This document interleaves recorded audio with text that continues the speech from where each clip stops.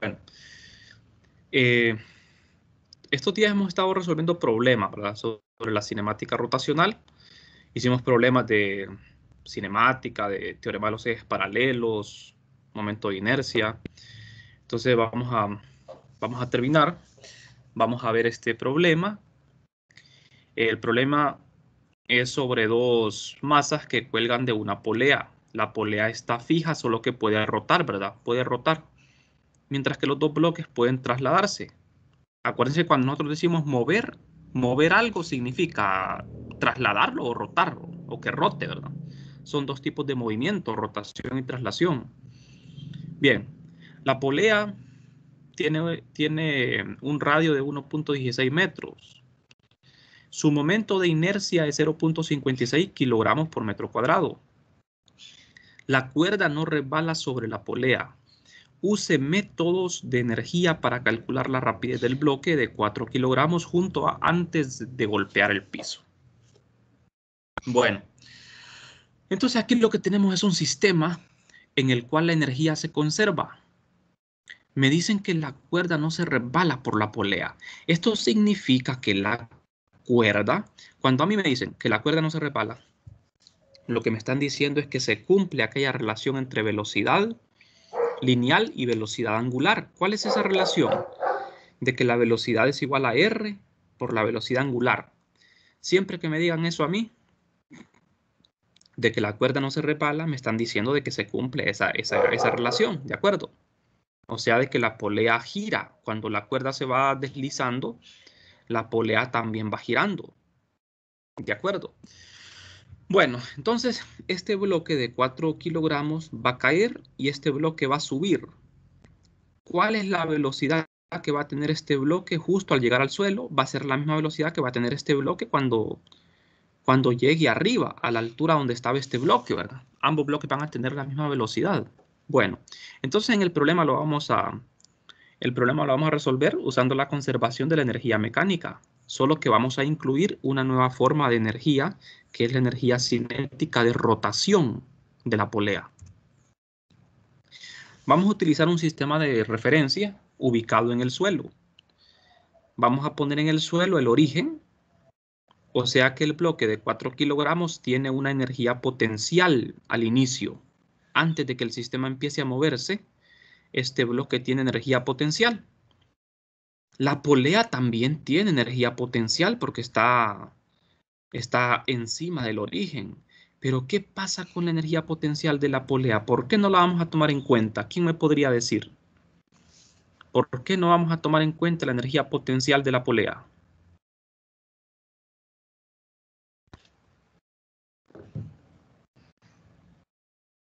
Este bloque está a una altura h con respecto al origen.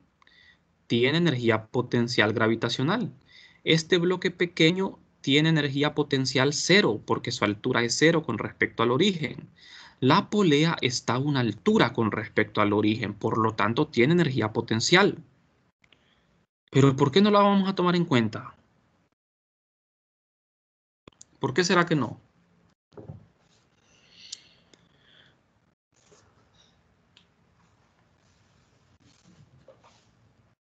Ajá.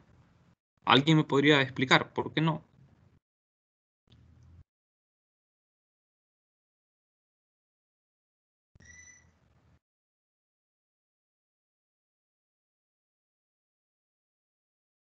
Ujú. ¿Qué es lo que sucede con la polea cuando el sistema se mueve? ¿Qué es lo que sucede con la polea?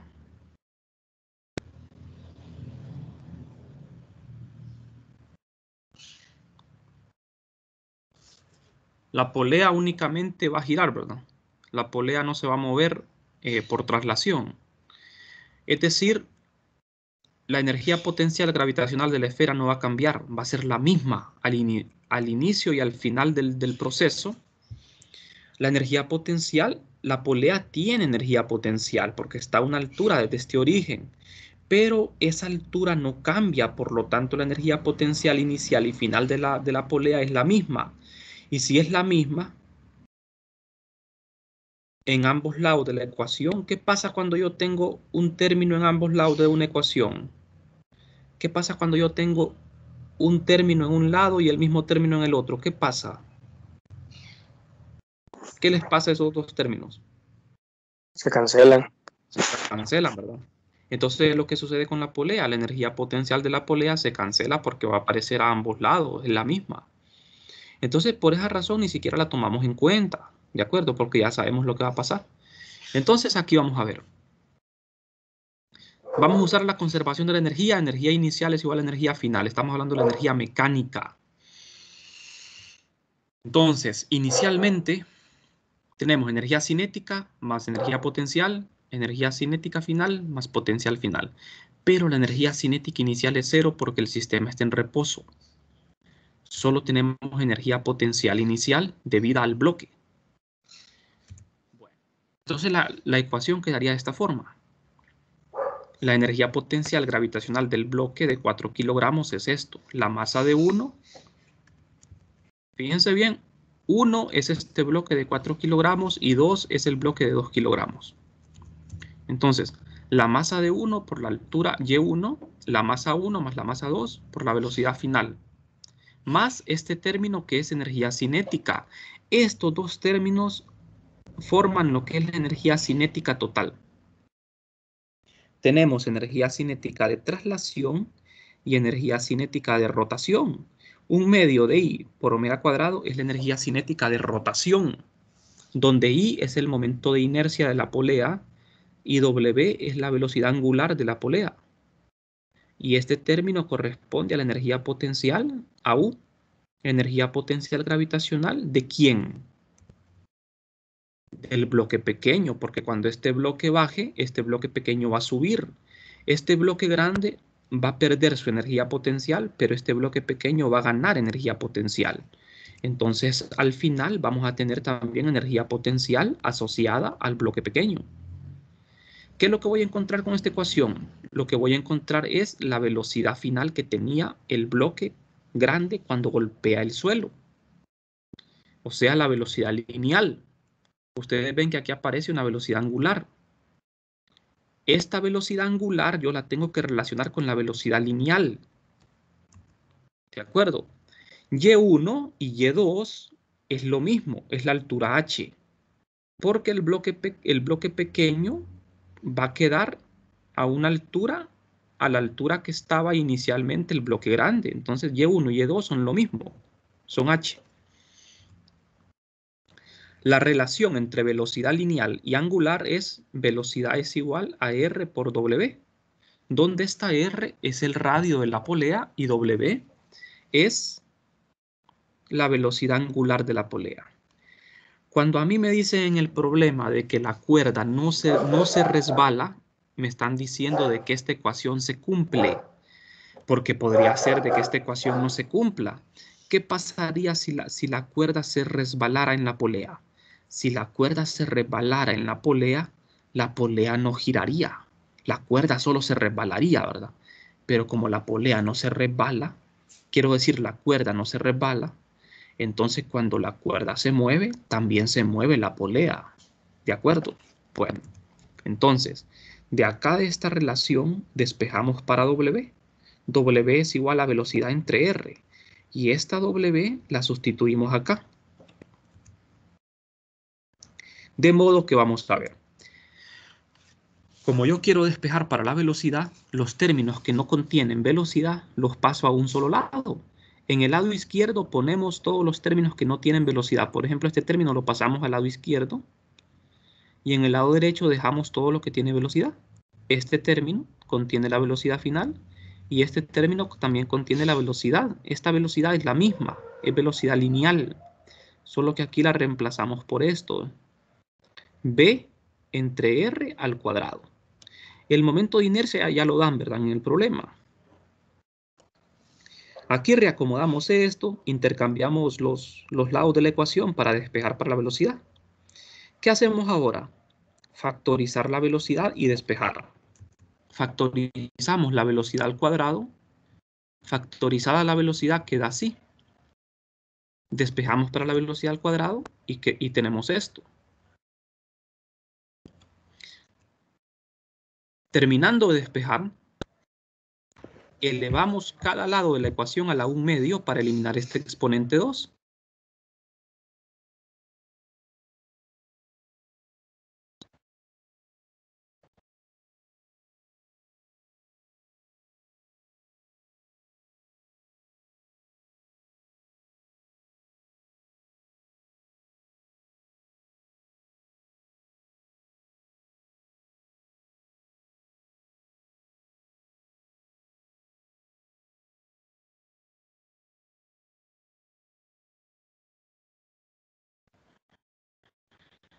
Y lo que queda es esto, borde, y es la misma velocidad que tiene el bloque pequeño. Vamos a ver, para entendernos bien. En el problema me están pidiendo la velocidad del bloque de 4 kilogramos, pero la velocidad del bloque de 4 kilogramos es la misma velocidad del bloque pequeño cuando llega arriba, ¿de acuerdo? Cuando este bloque cae, este bloque sube. Cuando este bloque pequeño llega al mismo nivel del bloque grande, tiene la misma velocidad que el bloque pequeño, solo que para arriba, ¿de acuerdo? Y la rapidez de la polea tangencial es la misma rapidez que tienen los dos bloques, ¿de acuerdo? Entonces, hay que saber leer bien estos problemas, ¿verdad? Porque si no, uno puede confundirse. Bueno, entonces, con estos jóvenes hemos terminado esta maratón de problemas, ¿verdad? Que hemos tenido. Entonces, vamos a continuar con el siguiente capítulo, que es el capítulo 10. Este capítulo es sobre la dinámica rotacional. Siempre estamos hablando de rotación, solo que ahora vamos a estudiar lo que es la dinámica, o sea, las causas del movimiento de rotación. Para que un objeto rote, se tiene que necesitar una fuerza que la haga rotar, ¿verdad? Pero en este caso nosotros no vamos a hablar de fuerzas, vamos a hablar de torques. Cuando nosotros hablamos de movimiento traslacional, hablamos de fuerza y hablamos de masa. Una fuerza hace que se mueva una masa. Pero cuando nosotros hablamos de rotación, ¿qué es lo que hace que se mueva que gire un objeto? Es un torque. ¿Y qué es lo que se opone al movimiento? Es el momento de inercia, ¿de acuerdo? Entonces, vamos a comenzar por definir lo que es el momento de torsión, también llamado torque o torca. El momento de torsión viene a ser como el análogo de la fuerza en el caso de rotación. ¿De acuerdo? Aquí no, para evitar confusión, nosotros vamos a decir que lo que hace que gire un objeto es un torque, no una fuerza, es un torque. No es lo mismo fuerza que torque, ¿verdad? Tienen unidades diferentes, son cosas diferentes. Entonces, ¿cómo definimos un torque? Pues vamos a empezar diciendo, ¿verdad?, de que cuando se ejerce una fuerza sobre un objeto rígido, articulado en torno a un eje, el objeto tiende a dar vuelta en torno a ese eje. La tendencia de una fuerza a dar vuelta a un objeto en torno a un eje se mide mediante una cantidad que se llama torque. Fíjense bien, el ejemplo más fácil que podemos dar es el de una rueda. Esta rueda está articulada en torno a este punto que es el centro de masa. Por aquí pasa el eje de rotación. Entonces nosotros aplicamos una fuerza en esta dirección, en este sentido. Al aplicar esta fuerza, puede hacer que el objeto gire o puede hacer que no, porque no siempre una fuerza va a hacer girar un objeto. Para que una fuerza haga girar un objeto va a depender del punto en que nosotros la aplicamos. Fíjense bien, muchachos, aquí es donde tenemos que hacer un hincapié en esto, ¿verdad? Cuando nosotros hablamos de traslación, los objetos son partículas y no importa dónde apliquen ustedes la fuerza, en qué punto se la apliquen la fuerza, el objeto se va a mover igual. Pero en el caso de rotación sí importa el punto donde se aplique, porque aquí ya no estamos considerando partículas, estamos considerando objetos rígidos, acuérdense de eso. En rotación ya no hablamos de partículas, hablamos de objeto rígido. Entonces, cuando yo quiero, por ejemplo, aflojar las tuercas de una llanta, ¿qué es lo que aplico? Aplico un torque. Con una llave, con un maneral, nosotros al maneral le aplicamos una fuerza en un extremo. ¿Por qué en un extremo? Porque es más fácil aflojarla si se la aplicamos la fuerza en el extremo que junto a la tuerca, ¿verdad? Eso es por intuición que lo sabemos. Entonces, al aplicarle una fuerza a este maneral, nosotros hacemos de que la tuerca gire, de que este maneral gire.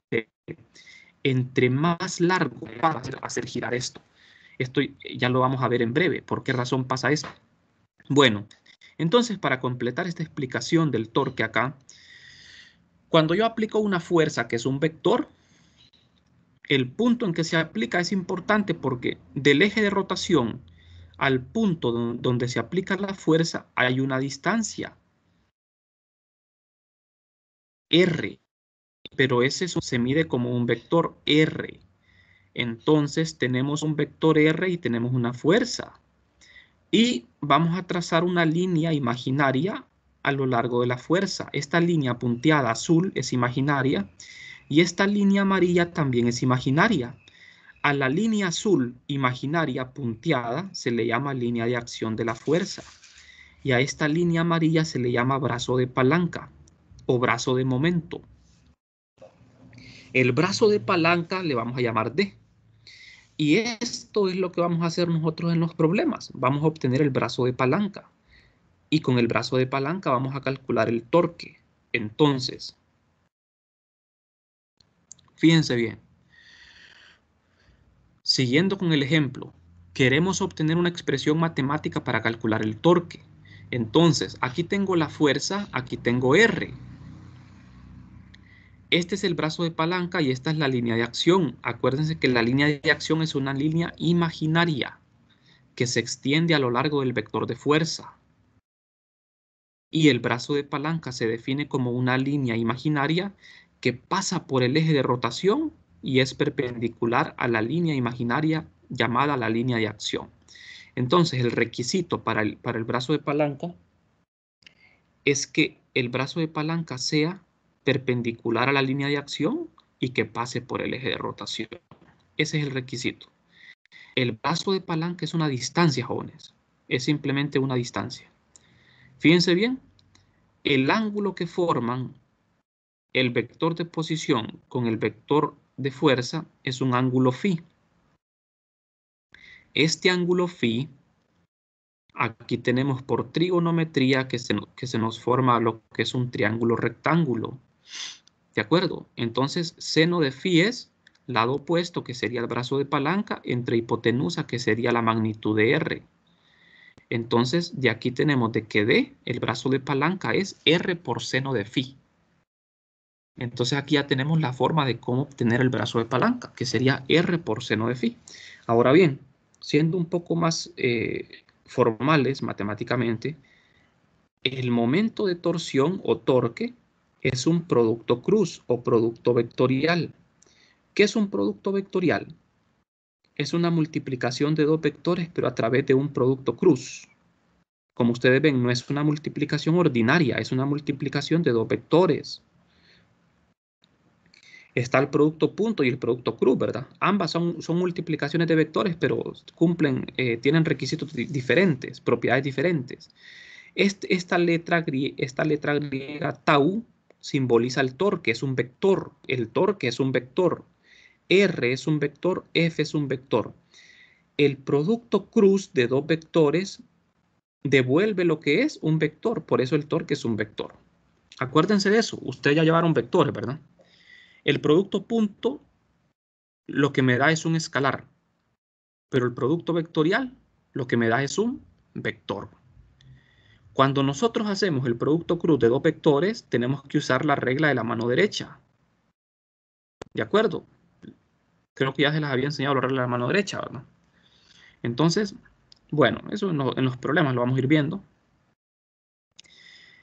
Algo importante en el producto cruz, jóvenes, es que el orden aquí sí es importante. El producto cruz no es conmutativo. ¿A qué me refiero con no conmutativo? Que no es lo mismo R cruz F que F cruz R. Si ustedes ponen esto al revés, eso ya no es válido. Esto ya no es torque. El torque se define como R cruz F. Si lo ponen al revés, F cruz R, eso ya no es válido, eso ya no es torque porque no es conmutativo, ¿de acuerdo?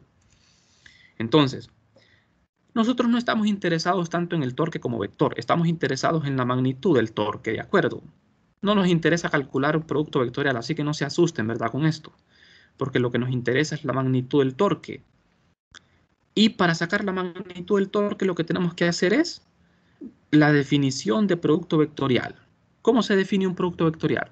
Como la magnitud de los dos vectores multiplicado por el seno del ángulo entre ellos. ¿Cuál es el ángulo entre ellos? Es phi. Entonces, la magnitud de R por la magnitud de F por el seno del ángulo entre ellos me da la magnitud del torque. Esta es la fórmula que nosotros vamos a emplear para calcular torques. La magnitud de los dos vectores por el ángulo, el seno del ángulo entre ellos. ¿De acuerdo? Miren, hay dos maneras de calcular torques. Eso se las voy a enseñar yo cuando hagamos problemas.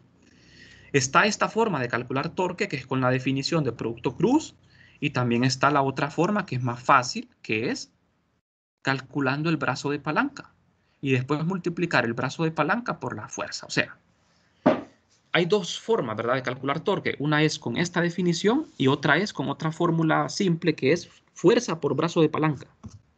Yo generalmente acostumbro a utilizar brazo de palanca, fuerza por brazo de palanca. Es mucho más fácil. Bueno, entonces, fíjense bien. El torque, la magnitud de torque es R por F por seno de phi. Aquí lo tienen claro. ¿Por qué está en otro color R y seno de phi? Aquí lo marcamos en otro color. Porque R por seno de phi es brazo de palanca, es D. O sea, lo que les acabo de mencionar. El torque se puede calcular haciendo el producto F por D, donde D es brazo de palanca. ¿De acuerdo? No confundan esto con trabajo, jóvenes, porque se acuerdan que trabajo era fuerza por distancia. El torque tiene las unidades de fuerza, o sea, parece que torque fuese como trabajo, ¿verdad? Porque es fuerza por distancia, pero torque no es trabajo. Las unidades de trabajo son los joules, las unidades de torque no joules. Las unidades del torque son newton por metro. ¿De acuerdo? Nunca vayan a escribir esto como joules, a pesar de que parece que fuese trabajo. Entonces, seno de phi es D sobre R. Por lo tanto, D es R por seno de phi. Entonces, aquí tenemos dos maneras de calcular un torque, con la definición de producto cruz o con la definición de brazo de palanca. Yo prefiero usar lo que es el brazo de palanca. Es mucho más simple. Bueno, no sé si tienen preguntas hasta acá. La unidad de torque es newton por metro. Como les digo, newton por metro es trabajo, que se escribía como joules, pero el torque no tiene unidades de energía. El torque no es energía, ¿de acuerdo?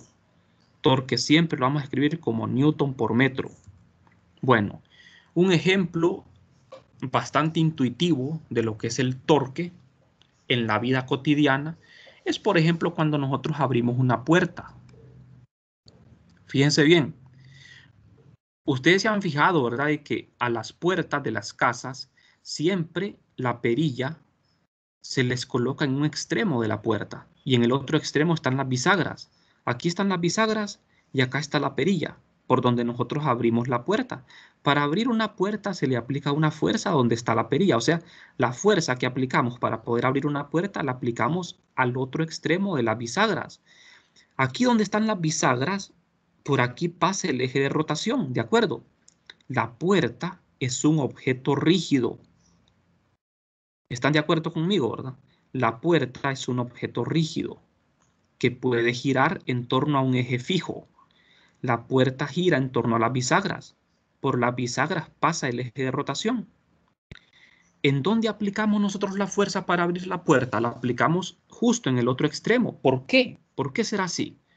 Los carpinteros no saben nada de física, ¿verdad? Pero todo el mundo sabe de que para poder abrir una puerta hay que colocar la perilla en el extremo opuesto de las bisagras. ¿Qué pasaría si yo pusiera la perilla en medio de la puerta? ¿Podría abrir la puerta? No, no podría. Vamos a ver. olvidémonos de la perilla. Supongan de que la puerta está abierta. O sea, no me refiero a abierta, sino me refiero a que la puerta puede girar. Olvidémonos de la perilla. ¿Qué pasa si yo le aplico una fuerza justo en medio? ¿Seré capaz yo de hacer girar la puerta en torno a las bisagras? Nope. No, sí se puede, creo que sí se puede. Sí se puede, ¿verdad? Sí se puede. Sí, Se puede, pero ¿qué pasa? Nos va a costar más. y sería más difícil. Sería más difícil hacer girar la puerta si yo aplico la fuerza aquí en medio. Y si la aplico en donde están las bisagras, es imposible, ¿verdad? Aquí es imposible. Traten de abrir una puerta empujándola por donde están las bisagras. No van a poder. ¿Por qué no van a poder? Eso tiene una explicación física. Fíjense bien el torque. Torque es fuerza por distancia, o de, entre comillas, ¿verdad? Distancia, porque es brazo de palanca.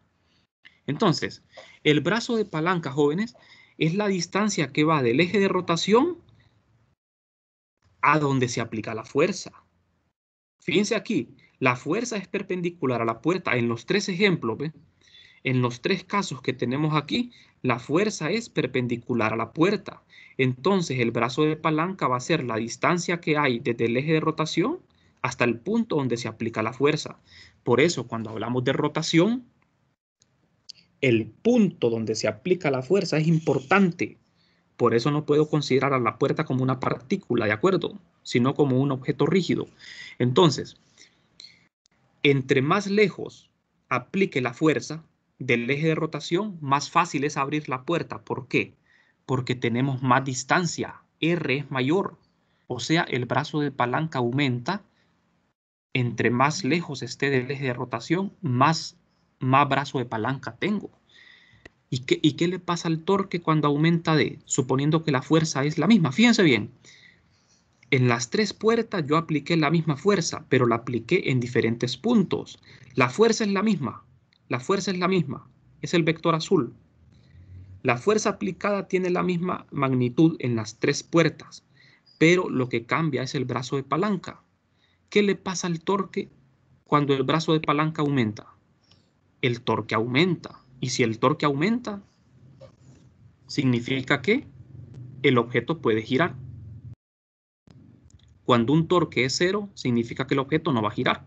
Entonces, la idea de colocar la perilla lejos de las bisagras, lo más lejos, o sea, en el extremo opuesto, es de tener más torque, tener más brazo de palanca y que nos cueste menos hacer girar la puerta.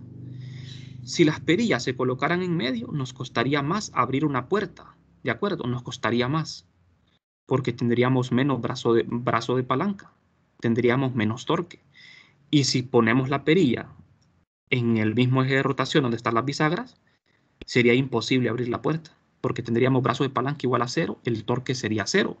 Y si el torque es cero, jóvenes, ¿qué pasa si el torque es cero? No hay giro. No hay giro. Es lo mismo que decir, ¿verdad? En el caso de traslación, si yo quiero mover una mesa o una caja por el suelo, pero si la fuerza es cero, la caja no se va a mover. Entonces, si yo quiero hacer girar algo y el torque es cero, el objeto no va a girar. Entonces, para tener torque necesito brazo de palanca. Entre más brazo de palanca tenga, mayor va a ser el torque. No sé si tienen alguna duda con este ejemplo.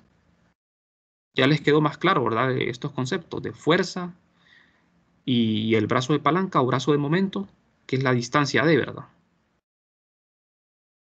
Aquí, claro, dependen otros factores. Depende la magnitud de la fuerza y depende la dirección en que se aplique la fuerza, porque aquí nosotros estamos aplicando la fuerza perpendicular a la puerta. Pero si nosotros no aplicáramos la fuerza perpendicular a la puerta, eso tendría un gran efecto en el torque también, ¿de acuerdo? Porque recuerden aquí un ángulo, ¿eh? Este D es R seno de phi. Vamos a ver una pregunta bastante simple. Para que el torque sea máximo, ¿cuál tiene que ser el ángulo entre R y F? Para que el torque sea máximo. Para que el torque sea máximo, o sea, si yo quiero abrir una puerta empujándola por este extremo, por el extremo opuesto, aquí. Pero yo quiero abrir la puerta, empujar la puerta con el menor esfuerzo. Yo quiero mover la puerta con el menor esfuerzo posible. ¿Cuál tiene que ser el ángulo entonces? Para que el torque sea máximo. ¿Cuál tendría que ser el ángulo para que el torque sea máximo? El ángulo entre F y R, ¿verdad?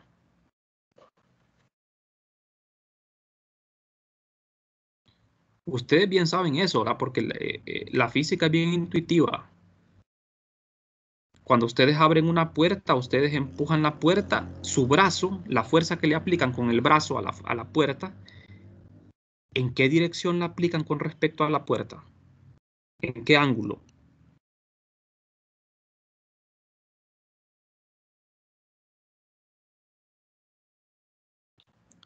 El ángulo tiene que ser de 90 grados, ¿verdad?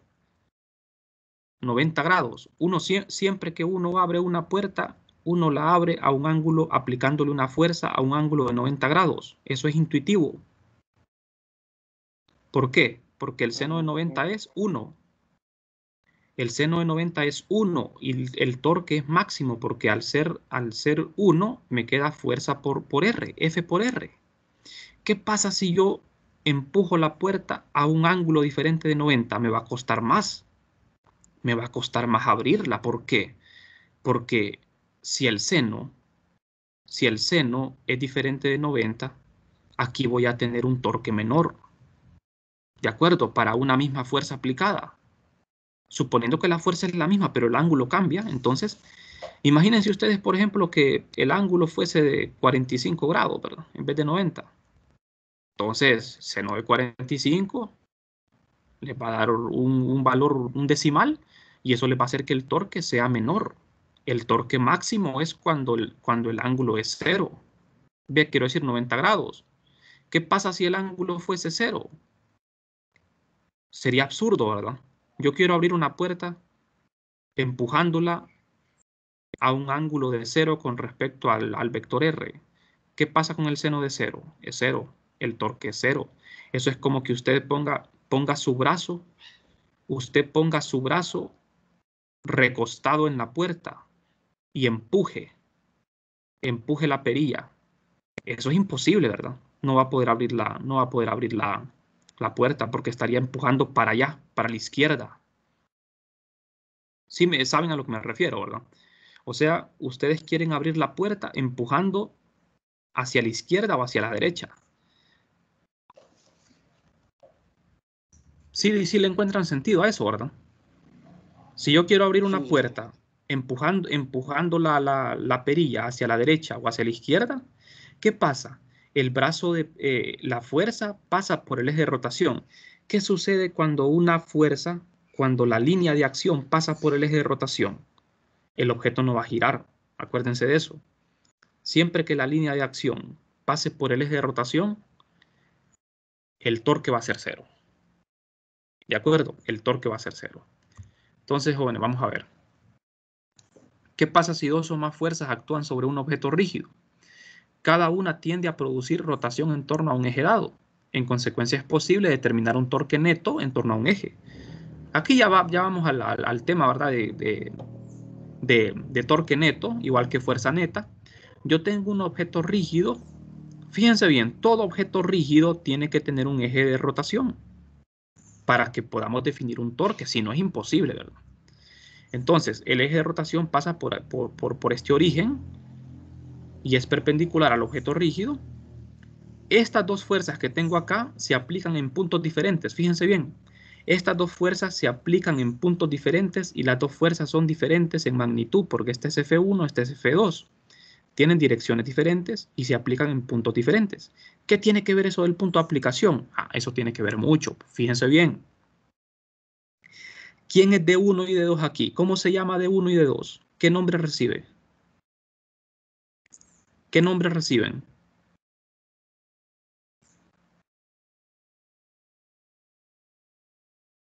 D1 es una distancia, D2 es una distancia, medida desde el eje de rotación. ¿Cómo se llaman D1 y D2? Brazo de palanca. Se llama brazo de palanca. Fíjense bien, el brazo de palanca tiene que tener dos requisitos. Son líneas imaginarias, Tienen que pasar por el eje de rotación y tienen que ser perpendiculares a las líneas de acción de la fuerza. La línea de acción de la fuerza, jóvenes, es una... Ustedes con la regla pueden trazar una línea que pase por la fuerza. O sea, fíjense bien, es un poco confuso porque a veces el brazo de palanca recae sobre el vector de fuerza, a veces no. Por ejemplo, aquí fíjense bien, el punto donde se aplica la fuerza es este puntito negro, ¿eh? Y la línea de acción de la fuerza es este vector en azul. Entonces, el brazo de palanca para esta fuerza tiene que ser perpendicular a la línea de acción, que es este vector en azul. Perpendicular, aquí estaba en 90 grados. Y esta línea siempre pasa por el eje de rotación. Para la fuerza 2 se aplica en este punto negro. Pero este vector en azul sería la línea de acción. Estos vectores en azul son dibujos, ¿verdad? Nada más. Son dibujos. Entonces, la línea de acción pasa por el eje y es perpendicular a esta línea de acción. Ahora sí, espero que les haya quedado más claro, ¿verdad? Entonces, la distancia que hay del eje de rotación hasta acá es de 1 y este es de 2. De 1 y de 2 son los brazos de palanca de la fuerza 1 y la fuerza 2. Entonces, cuando yo calculo los brazos de palanca, lo que tengo que hacer para obtener el torque es multiplicar el brazo de palanca por la fuerza. Y eso me da el torque. Entonces, el torque neto es la suma de los torques. Aquí en este caso tenemos dos torques. Torque T1 y tau 2. Tau 1 y tau 2. Esta letra se llama tau. Tau. Para el sistema mostrado arriba, ¿verdad? Entonces, el torque neto, la magnitud, que es lo que me interesa, la magnitud, tau 1 más tau 2. Ah, pero aquí viene otra cosa, joder. Cuando nosotros hablamos de traslación, ¿se acuerdan lo que hacíamos? Poner un sistema de coordenadas, poner un origen. En torno a un origen definíamos la dirección de los vectores. Cuando hablábamos de traslación decíamos a la derecha es positivo y a la izquierda es negativo. Pero cuando yo hablo de rotación ya no puedo decir a la derecha y a la izquierda, ¿verdad? ¿Qué es lo que tengo que hacer ahora? En vez de derecha e izquierda. ¿Cómo voy a definir el sentido de un torque? Ya no puedo decir a la derecha es positivo y a la izquierda es negativo. La fuerza en traslación, la fuerza es positiva a la derecha y negativa a la izquierda. Pero el torque es giro. Entonces, un torque se define positivo cuando va en sentido antihorario y se define negativo cuando va en sentido horario. Fíjense bien, la fuerza F1 hace girar este objeto. ¿En qué sentido? En sentido contrario a las manecillas del reloj. Y la fuerza F2 hace girar el objeto en sentido a favor de las manecillas del reloj. Entonces, el torque T1, el torque de la fuerza 1 va a ser positivo y el torque de la fuerza 2 va a ser negativo. ¿De acuerdo? Cuando ustedes hagan esta suma, esta resta, si les queda negativo, ¿es que el objeto se mueve? ¿En qué sentido? Se mueve en sentido horario. Y si esta resta da positiva, es que se mueve en sentido horario. O sea que cuando ustedes sumen los torques, si les queda negativo, el objeto gira a favor de las manecillas y si la suma les queda positiva, es que el objeto gira en sentido contrario a las manecillas del reloj. Entonces aquí en rotación ya no podemos decir a la derecha ni a la izquierda. Aquí tenemos que decir a favor de las manecillas o en contra de las manecillas. ¿Estamos de acuerdo?